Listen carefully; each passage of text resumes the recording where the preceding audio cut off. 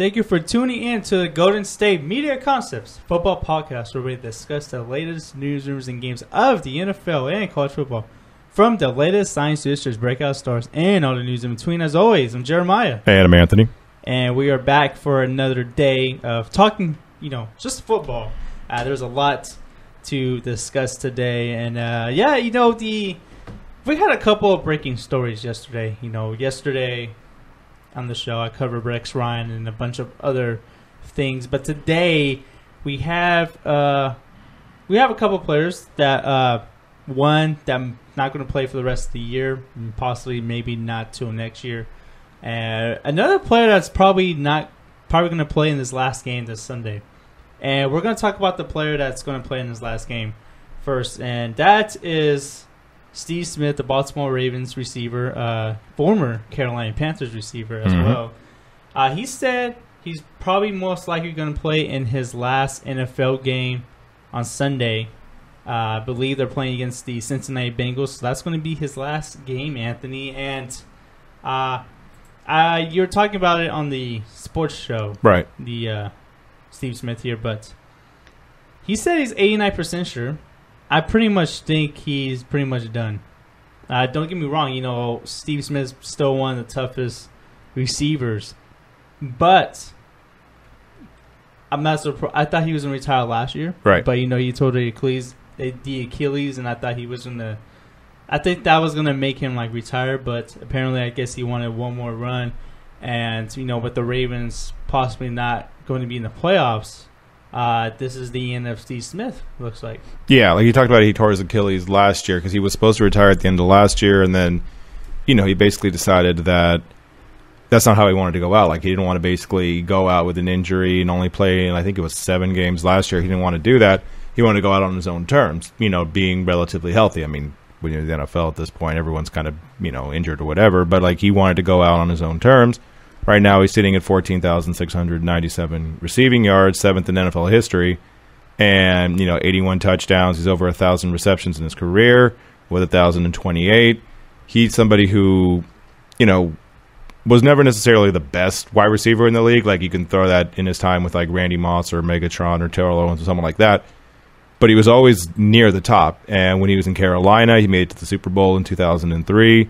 He was somebody who you always had to worry about. He's somebody that, even though the guy was, 6 feet maybe, it says at 5'9" actually over here, he's somebody who you always had to cover, and he's someone who you did not want his problems, right? He's somebody who, it's Bomani Jones over in ESPN. He would always talk about, whether it's in football or basketball, basically those 5'10" and below athletes, you don't want it because they've been told their whole lives, oh, you're not good enough to play in the league, you're not this, you're not that.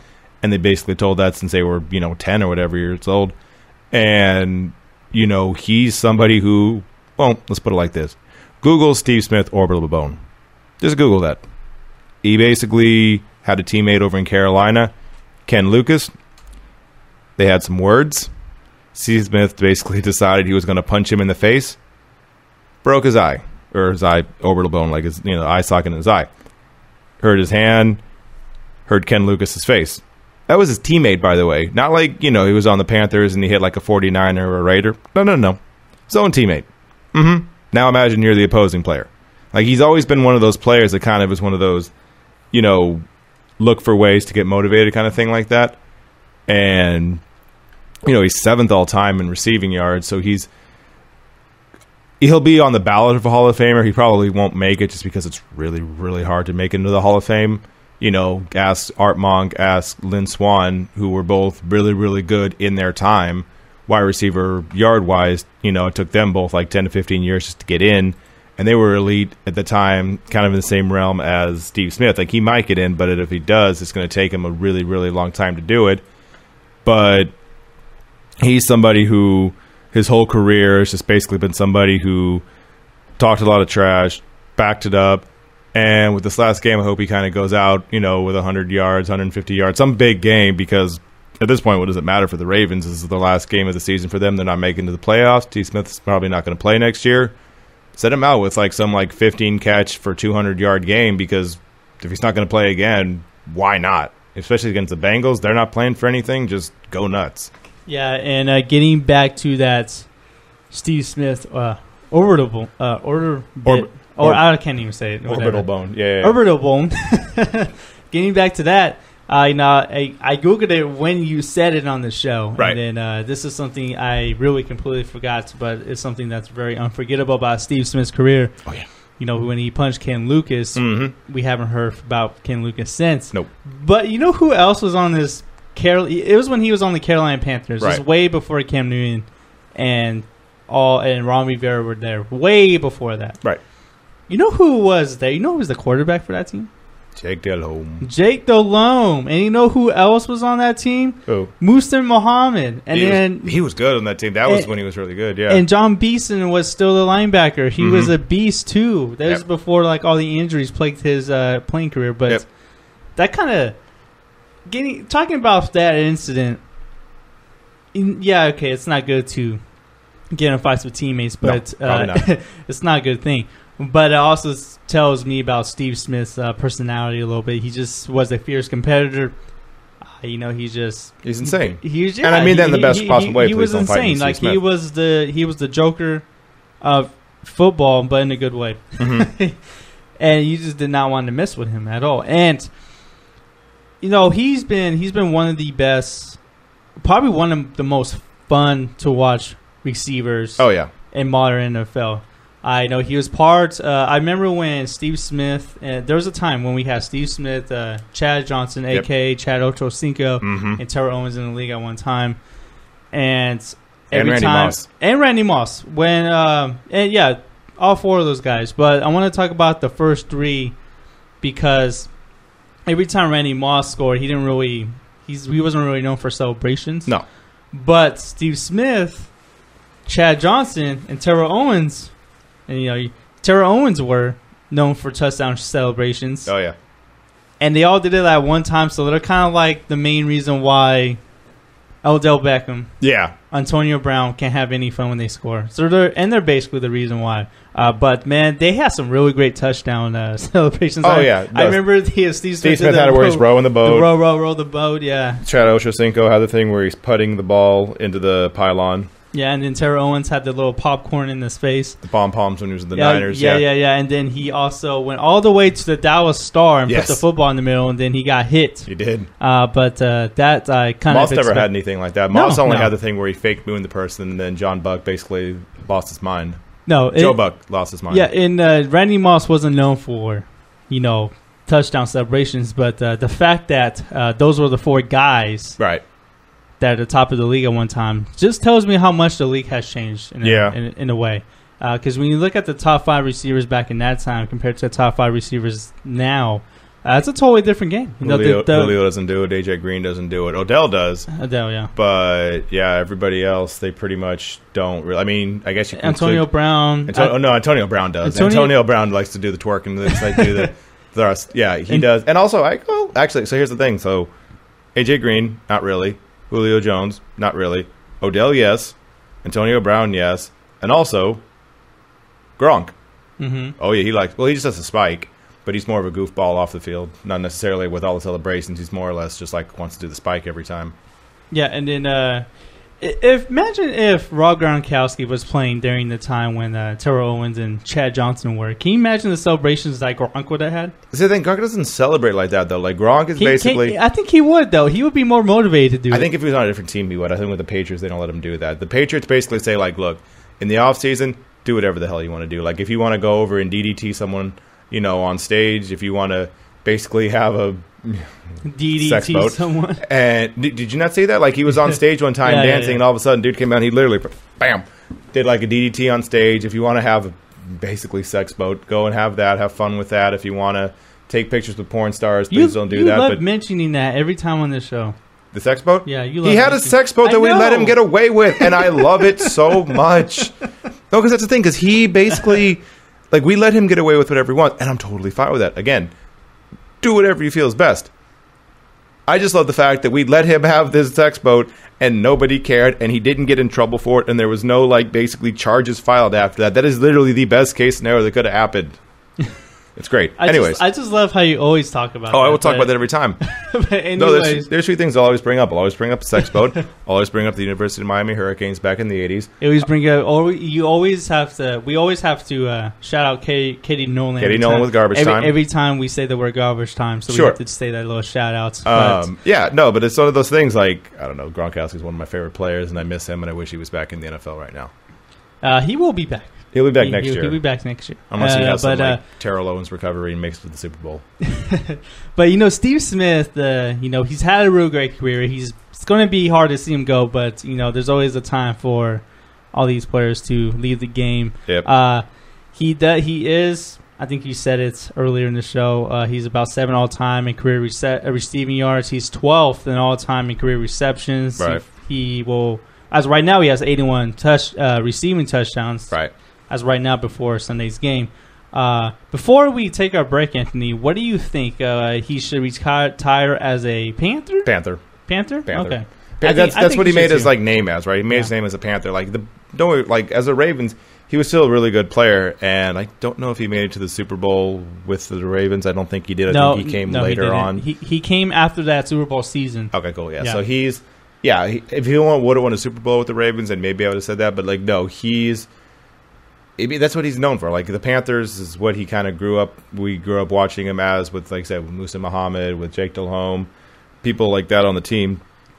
That's how he, came up, and that's what his Hall of Fame, if he makes to the Hall of Fame, should be remembered as. Yeah, and Steve Smith actually played in one of my favorite Super Bowls of all time. It was when it was actually Tom Brady's second Super Bowl victory.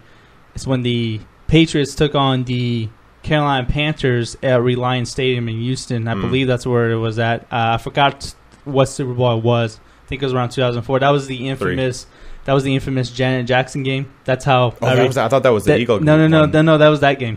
Okay. It was the infamous halftime Janet Jackson game. So it was that game. And that's not what. Okay, maybe that's the reason why I remember that game. Sure, yes, But it was actually a good game. It was a really good game. It was probably one of the best 4 quarters in Super Bowl history of all time. That's the funniest thing with the Patriots Super Bowls is all of them have been really close. Right, the first 3 they won by a field goal. They lost to the Giants by I think 4 points with the David Tyree catch. They lost by the same. I think it was 4 or 3 points with the other one with the Mario Manningham catch on the sideline. And then this recent one they won. Same thing, 3 or 4 points. They always win these games.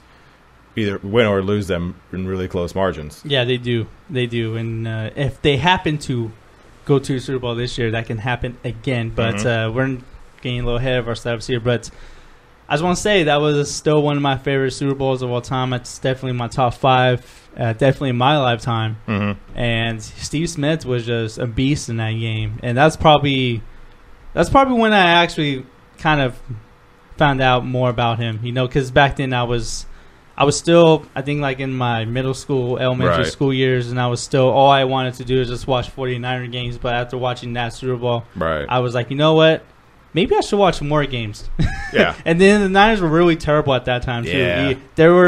They weren't as bad now, but they were pretty bad. They were really bad. They were really bad during that time. But, we're going to take our first break here, and we're going to talk about Doug Martin, and then we're going to have some other news as well that occurred over the past 24 hours. But we'll have that for you when we get back here at the Golden State Media Concepts Football Podcast. Tired of searching the vast jungle of podcasts? Now listen close and hear this out. There's a podcast network that covers just about everything that you've been searching. Hey! The Golden State Media Concepts Podcast Network is here. Nothing less than a podcast bliss with endless hours of podcast coverage. From news, sports, music, fashion, cooking, entertainment, fantasy, football, and so much more. So stop lurking around and go straight out to the Golden State Media Concepts Podcast Network. Guaranteed to fill that podcast itch. Whatever it may be. Visit us at www.gsmcpodcast.com. Follow us on Facebook and Twitter, and download us on iTunes, SoundCloud, and Google Play.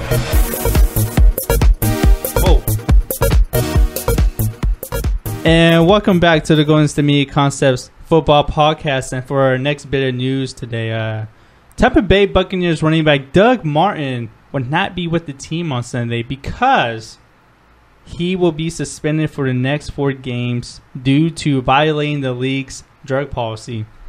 And he was declared inactive for the Christmas Eve game against the Saints, and it was a healthy scratch. Right. So, he's just wondering why. So the 4-game suspension is effective immediately as of Wednesday, and Doug Martin said in a statement, quote, "I was notified last week of a 4-game suspension for violating the league's drug policy. My initial instinct was to appeal the suspension and finish the season with my teammates. However, after numerous discussions with people close to me, including Coach Dirk Notter, I am starting the suspension immediately so I can enter a treatment facility and receive the help I truly need." So, Doug Martin was a Pro Bowl selection last year. It looks like he had trouble with injuries this year. Jaquiz Rogers is going to step in and start for the Bucs in the finale, and Charles Sims, the other backup running back for the Bucs, was put on injury reserve earlier, this week. So, teammates Jameis Winston and Mike Evans also commented on the matter. They said earlier Wednesday that they were bewildered as to why Martin was inactive against the Saints. This is what they had to say about that. What Winston said, quote, "It was so late I didn't even get a chance to sit there and look at his face. We had a job to do. I asked him, was he good? Was he fine? I asked, is everything okay? He said he was fine." And this is when Martin was inactive against the Saints. Martin had an incredible year last year. He rushed for over 1,400 yards, the second most in the NFL, but behind the Vikings' Adrian Peterson. He struggled, like I said earlier, with injuries and all that, and he was forced to miss 6 weeks with a hamstring injury. So this year he only has 421 yards. He only averaged 2.9 yards a carry after averaging 4.9 in 2015. But yeah, it's a tough break for the Bucs and Doug Martin. It's amazing how the Bucs season turned from a potential playoff spot to not even making the playoffs, to not even having one of their top playmakers in the lineup for the finale. He's going to also, miss the first 3 games next year because, it carries over from the season to season. But yeah, it is tough blow for the Bucs. Yeah, so basically with him in his situation, right? So he, like you said, he was a healthy scratch last week, and what happened is he signed a 5-year extension with the Bucs for $15 million guaranteed, but with this thing, it voids a lot of the guaranteed money on a $7 million base salary next year because they can't take it out this year. They already gave him the money. And yeah, so the $7 million he has next year, a lot of that's going to be taken off just because this, suspension, wellness policy, everything else like that, which is apparently it's for Adderall. It's not one of those things that he's taking any kind of really big performance-enhancing drug. Now, with that being said, Adderall is, something that a lot of people have tested positive for in the NFL. Adderall is one of those things, like when I was in college, it was one of those things where, people would take it to study, right? It's one of those things, it's one thing that helps you focus a lot, because basically you take them and whatever it is, whether you have a final or whether you have, I guess, a study for NFL plays or whatever, it's like that, film study or just, reading up on the playbook, it helps you focus, it helps you do whatever else like that. And, it's obviously illegal in the NFL, tested positive for it. He said he's not going to fight it. He's basically going to take the 4 games, this 1 game this week and 3 games to start the season next year. And if this voids a lot of the money he gets next year, I wouldn't be surprised if the Buccaneers just decided to cut him, right? Because you talk about how he was injured and healthy scratch and everything else this year. Well, outside of his rookie year and last year where he played 16 games, he missed 8 games this year. He missed 5 games in 2014, and he missed 10 games in 2013. So, he either goes the whole season and gets 1,400 yards, or he misses a handful of time and gets not even 500 yards, right? Last year, 4.9 yards per carry, which is phenomenal. Again, why he made the Pro Bowl. This year, only 2.9, which if you get under 3 yards of carry as a running back, you're not doing your job. Like, you're not doing something that, helps you stay as the starting running back. And you talk about now Jaquiz Rogers is going to get time at running back this week. And the Buccaneers, albeit it's 1,000-to-1 scenario, they still have a chance of making the playoffs, right? Like a lot of teams have to win. Yeah, but they need like 1,800 things to happen for that to happen. They need a tie also. They do. I think they need like two of them. I think it's Washington and the Giants. They need a tie between that game, which, I mean, could happen. It's happened twice already this year. But they need like 7-8 different things to happen. But at least they still do have a chance of making the playoffs, because I remember, what was it, with the Jets, like in 2010 or whatever, they needed like 6 things to happen, and all of them did. So there's still a possibility that it can happen. And if they make the playoffs, they're going to roll with Jaquiz, they're going to roll with Jameis and everybody else, Mike Evans. But now with Doug Martin, he's someone who's been in the league for a little while, 5 years in the NFL. He's 27 years old, out of Oakland, so he's got the possibility of still rolling with another team next year if they want to sign him. And he has the potential to be a top running back in the league. I mean, his rookie year, he averaged 4.6 yards per carry with 1,454 yards and 11 touchdowns. Like, he's clearly talented, just every now and then he gets hurt a little bit. And with this whole thing with Adderall, now there's questions about his, ability to stay on the field and not get popped, because if he gets it again, I think it ramps up to 10 games, I believe it is, and then he gets kicked out for a full year, a la Josh Gordon style. So now there's questions about his durability, not only health durability, but able to stay on the field for his teammates. Buccaneers might cut him. But, it's one of those things, like you said, he didn't even appeal. He was just like, yep, cool, I'm going to take this. And he apologized to his teammates.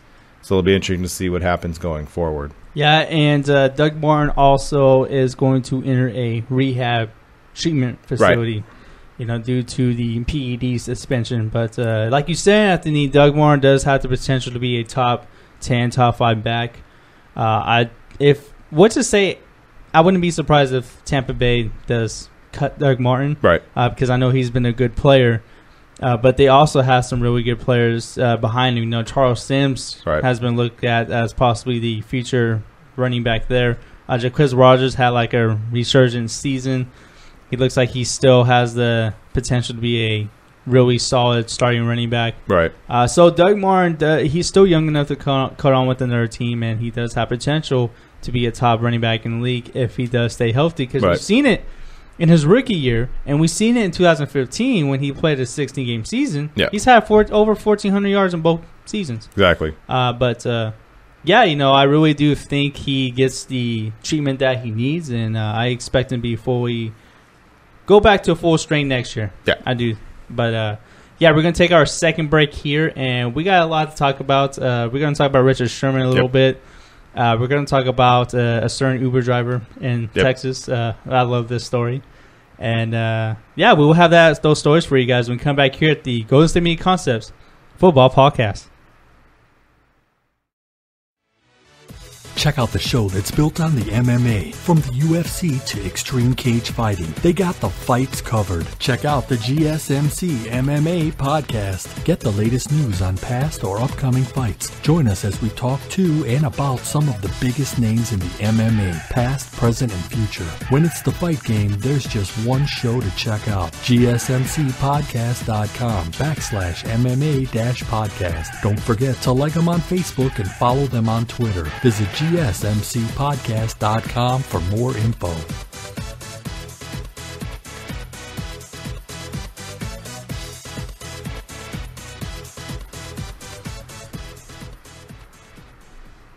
And welcome back to the Golden State Media Concepts Football Podcast. All right, so for the last bit of news we're going to talk about Richard Sherman, and we're talking about the Seattle Seahawks. And basically, Richard Sherman decided that he does not need to do the weekly press conference that every team is kind of required to do. They have these press conferences where they talk about the game, they talk about all the kind of stuff that really it doesn't really do anything. Like, it's just kind of information and content that basically we can talk about later. And he basically said, I'm just going to make sure people know that it's a privilege to have me up there. Told the reporters at his locker, you're going to miss me when I'm gone. So, he basically went full Kanye West, my president's the president, kiss my bleep.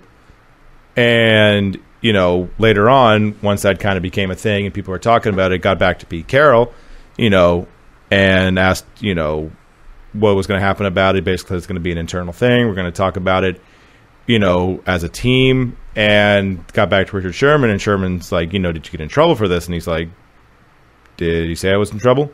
Was there any talk about this? And he's like, no. He's like, okay, cool. He said it was an internal matter. All right, cool. Sounds good.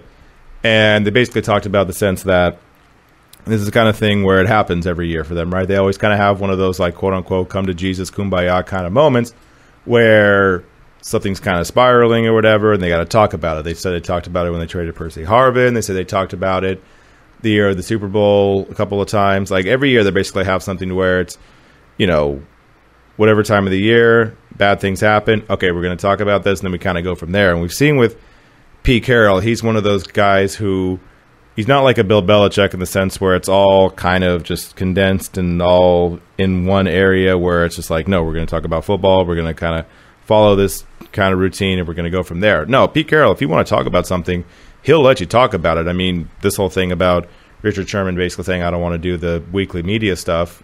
Well, last week he basically said he was going to end a media guy's career. And heck, even before that, him and Michael Bennett were on opposing ends of Black Lives Matter. So they really don't care about what they're talking about. Like, Pete Carroll lets you talk about what you want to talk about. And I don't know if you ever saw the E60 they did with the Bennett brothers, with Martellus and Michael Bennett.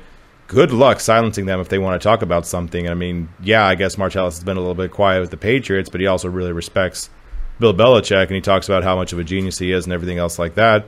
So he hasn't really had any area to complain about it. But back when Bennett was on Dallas, or, you know, back when he was on the Giants, if he didn't like something, he was absolutely going to talk about it, because it didn't matter if it wasn't, you know, kosher to do, or if it wasn't the nicest thing to do. That's how he felt. That's how he felt. And now you got personalities on that Seahawks team, be it Richard Sherman, be it Michael Bennett, be it Earl Thomas, be it Cam Chancellor, Marshawn Lynch back in the day. They've always had people who kind of spoke their mind. And with Richard Sherman, I mean, okay, yeah, he probably shouldn't do that. It's not the best thing in the world, because, again, you're alienating the media again. And, you know, that's not the smartest thing to do, considering he might do that later on. Like, he might be a media member later on, because the dude's one of the smartest people in the NFL and knows what he does and knows what he can get away with. And I could see him doing something in media, and it's probably not the smartest thing in the world to do. But at the same time, like, I understand it, because football players basically don't think that the media is as needed as they think it is. They think that the product is so strong with the NFL that they can throw out stuff on Twitter, or they can do stuff like, you know, how Jeter had that Players Tribune kind of thing, to where it's basically like, we can get our message out on our own. We don't need you to help us out. And who knows, maybe stuff was spiraling with the Seahawks. Now Richard Sherman basically got a little bit mad, and he'll probably apologize later in the week, and the story will probably blow over. But for now, we're talking about it as far as Richard Sherman, again, kind of having some us versus the world against the media kind of thing. Yeah, and he goes full Kanye West. Mm-hmm. And getting back to your point about... He also went, what do you call it, Pitch Perfect. You're going to miss me when I'm gone. Like, yeah. He went both. Yeah, I know. He just went both. He just went totally pop culture on this. Yep. But Richard Sherman, getting back to your point about the media in the NFL, the players don't, like you said, Anthony, they don't realize how much the media plays a part in the popularity of the NFL product. Without the media, I don't think the NFL would be as popular as it is. You need the media to get a message out there. And, yeah, I get that they have the Players Tribune and all that.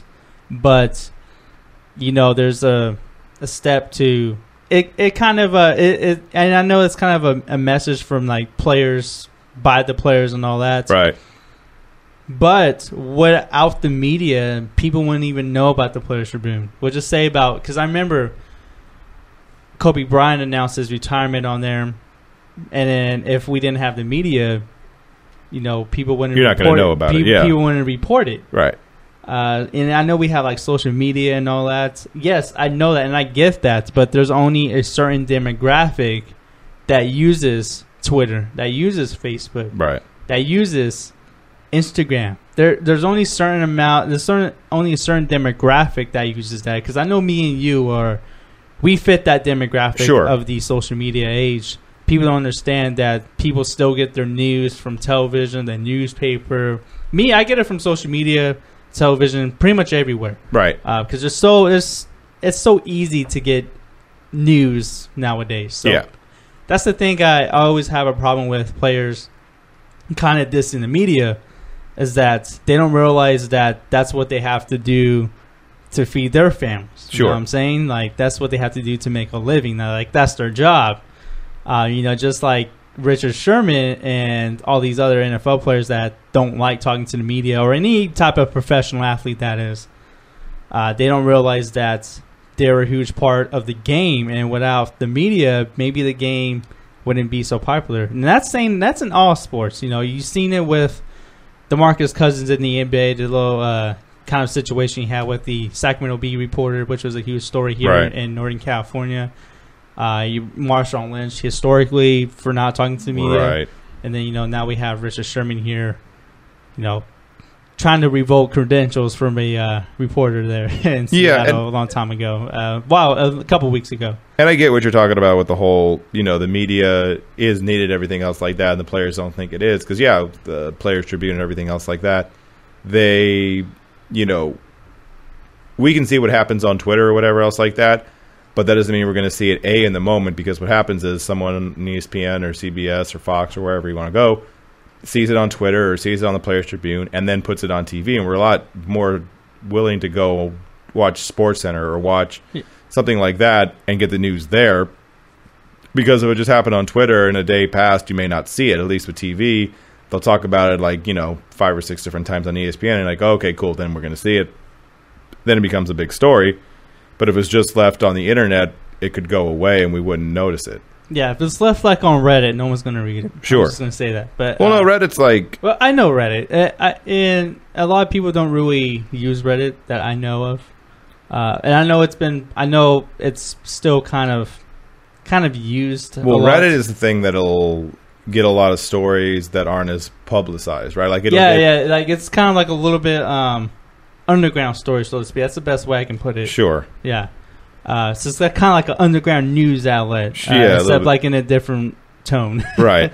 Yeah, that's the best way I can put it. But this is a really fun story that I want to talk about before we go. It has to do with everyone's favorite driving or service, right? Uber. Uber. So there was a Uber driver in Texas that was talking about Mack Brown, saying that he couldn't coach. And guess who was in the car? Mack Brown was in the car. Adam Amin, who is a reporter for ESPN, he tweeted, Mack and I get in an Uber in San Antonio. Uber driver says, quote, "What do you think about the new Texas coach? Because Mack sure couldn't coach." And then Adam Amin just put the emoji that has like a blank face on it. That's the best way I can say it. And then Mack went on, "He sure couldn't." That's what he said to the Uber driver. And then the Uber driver turned around and says, "You're Mack Brown." And then Mack says, "Hey there." Yeah. It's great. I just love it. Like I would just love to see this on video. Mm-hmm. No, it's like what it reminds me of is okay. So yeah, like he's like, "Yo, you can't coach." "Oh, hi, Mac. I'm sorry." Like, yeah, that's fine. A couple of things. Like one thing comes to mind. Like they had this thing where Jay Williams, who's an ESPN guy, talked about how he had the same kind of situation where he was in a bar. It was when Derrick Rose, because Jay Williams was a player for the Chicago Bulls, had an injury. Riding a motorcycle, basically wrecked his knee, was never the same. And, he was in a bar and people were just like, "Oh, this team's so much better, da-da-da-da. Like, I'm glad Jay Williams hurt his knee." Looked over, Are you Jay Williams?" "Yes." "I'm sorry." And then basically bought him some beers and apologized profusely a bunch of times after that. There's that situation. And then also, sort of, it's the same but a little bit different, where you basically put your foot in your mouth and you realize, like, "Oh, I messed up. I got to go." Do you remember towards the end of Stan Van Gundy's coaching career in Orlando with him and Dwight Howard? Basically what happened was he was the coach of the Orlando Magic, and it was publicized throughout the whole year and before that about how Dwight Howard and him weren't getting along and how Dwight kind of wanted to get him fired and everything else like that. And Stan Van Gundy, who basically does not care about what you think of him, he will say whatever's on his mind. He basically was just like, "Oh, yeah, no, I know Dwight's been trying to get me fired. Oh, yeah, it's been a thing." And then not too long later, here comes Dwight Howard. Done. And you can see Stan's just like, "Oh, all right, well, see you guys." And just kind of left. And then they talk about Dwight Howard. "Hey, so have you been trying to get Stan fired?" Because he basically just talked about that. And Dwight's like, "Wait, what? What just happened?" It's one of those kind of awkward moments. But Stan was basically like, "Deuce is gone." And this whole Mack Brown situation, like, I don't blame the Uber driver. Like when you talk about something like that, because I'm assuming it was somewhere in Texas, you don't think that Mack Brown's actually going to be in the back seat. Like, you just assume it's going to be some guy, because you got like about a 5-10 minute barrier where you have to, make some small talk, and especially in Texas football is one of the things you're going to talk about. So he's just like, oh yeah, I like this guy. He's great. Mack Brown, garbage. Uh-oh. Hi, Mac. I'm sorry. It's just a funny thing. Yeah, he'd be like, oh, Tom Herman's going to be the man. Right. Oh, shoot. Oh, you're Mack Brown. I'm sorry. Right. And then I think Mack Brown, his college career is a little bit underrated. Well, I'm surprised he yelled at Mack Brown, right? Like, I'm surprised he didn't yell at Charlie Strong, because Charlie Strong was the guy that succeeded him. Yeah, exactly. Charlie Strong didn't do well at Texas at all. Like, Mack Brown had won a national championship. Right. Vince Young won a national championship, to be fair, but yes. Well, Mack Brown was the coach. Yes, he was. But he was lucky enough to coach Vince Young, probably one of the best college players of all time. Oh, yeah. So for that, and, his career at the end, towards the end of his tenure there in Texas, they weren't doing so well. Nope. And then, Charlie Strong came in for a little bit, succeeded him, and still the problems remain.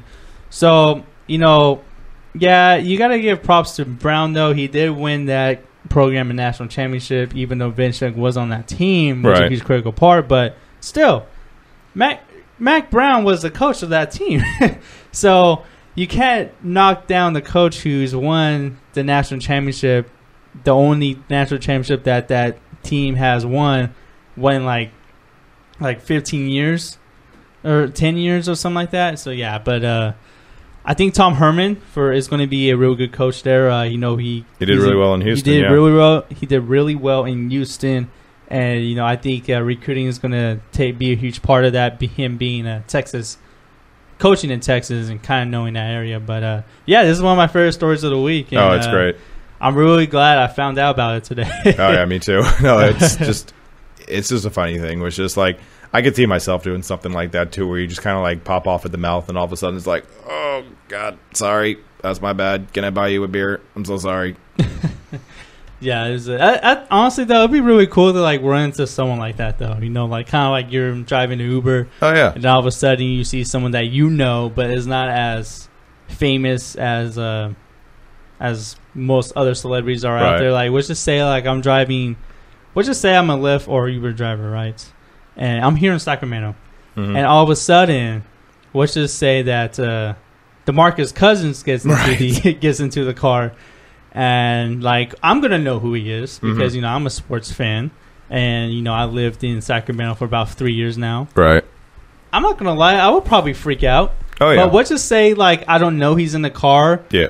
But how you not going to know? He's a pretty tall, big dude. But let's just say that it's him and two other people. You don't really realize he's there. Right. And then you're coming from, like, let's just say the downtown Sacramento area by the new arena, and be you like, just talk about how the Kings stink and it's DeMarcus' fault. And I'll just be like, hey, well, the Kings, I think they got to trade DeMarcus Cousins. Yep. He turned the back seat, and then he'll probably agree with me and be like, yeah, I was saying, as angry as he is with the team, he'll probably be like, yeah, I think he should go to LA. Right. Well, yeah, I was just gonna say, I think it'll be. And then all of a sudden, after I do realize it is him, I'll be like, oh, okay, well, I am so sorry. Right. Yeah. I'll probably be scared, but real good story to end today. But that wraps our show, Anthony. Yep.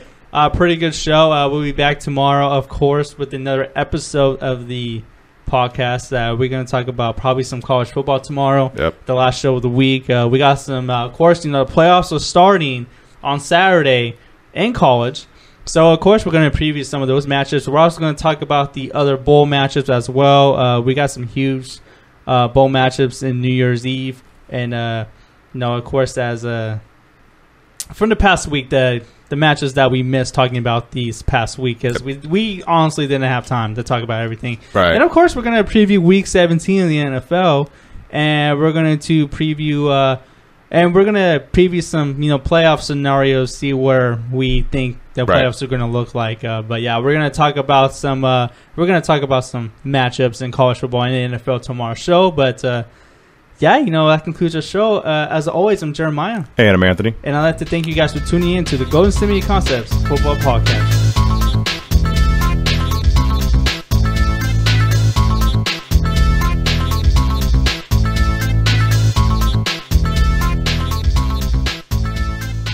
You've been listening to the Golden State Media Concepts Football Podcast, part of the Golden State Media Concepts Podcast Network.